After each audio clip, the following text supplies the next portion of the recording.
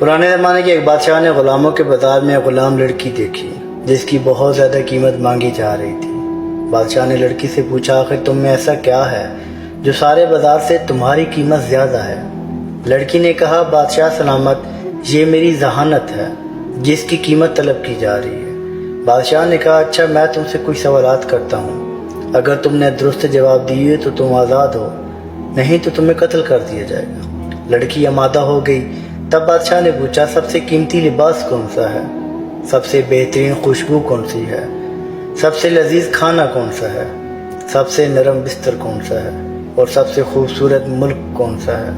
लड़की ने अपने ताजिर से कहा, मेरा घोड़ा तैयार करो क्योंकि मैं आज़ाद होने लगी हूँ। फिर पहले सवाल का जवाब दिया, सबसे कीमती लिबास किसी गरीब का वो लिबास है जिसके अलावा उसके पास कोई दूसरा लिबास ना हो।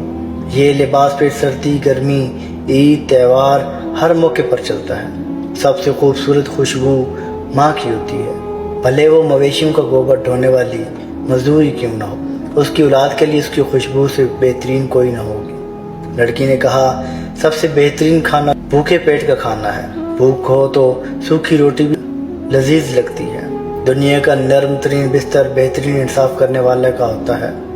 जालिम को मलमल और कमख्वाब से आरास्ता बिस्तर पर भी सुकून नहीं मिलता। ये कहकर लड़की घोड़े पर बैठ गई।